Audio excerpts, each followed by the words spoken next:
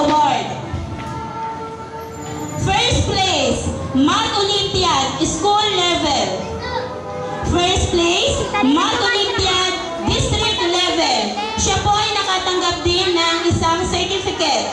Certificate of recognition is awarded to Tyra Marie B. De Claro for having won first place in the District Math Olympiad held at Lemery Pilot Elementary School, Lemery, Batangas on September 12, 2008. Given this 12th day of September in the year of our Lord 2008 at Lemery Pilot Elementary School, Lemery District, Lemery, Batangas. Signed by Olympia A. Orlina, District Math Coordinator, and Paz A. Almansor, District Supervisor. First place, News Writing Filipino, School Level. First place, News Writing Filipino, District Level. 8th place, News Writing Filipino, Area Level. Siya po ay nakatanggap din ng certificate.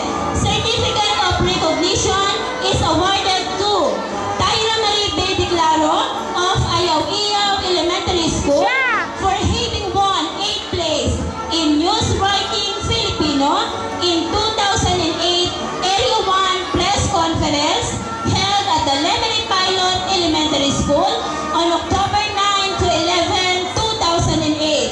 Given this 11th day of October 2008 at LPES Lemery, Batangas.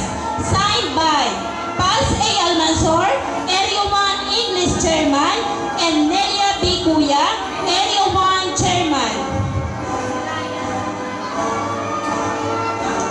First place, STEP Skills Competition, School Level. 5th place, STEP Skills Competition, District Level. Siya po ay nakatanggap din ng certificate. This certificate of recognition is awarded to Tyra Marie B. De Claro for having won 5th place in the STEP Skills Development and Competitions held at Lemery Pilot Elementary School, Lemery, Batangas on September 15, 2008. Given this 15th day of September 2008 at Lemery Pilot Elementary School, Lemery, Batangas.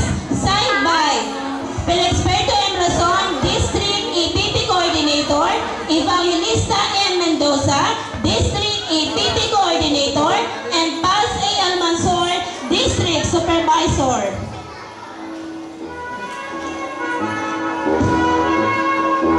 First place, MTAP Metrobank Math Challenge, School Level.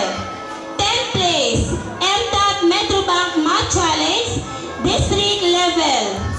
First place in Music Quiz, School Level. And first place in Essay Writing, School Level.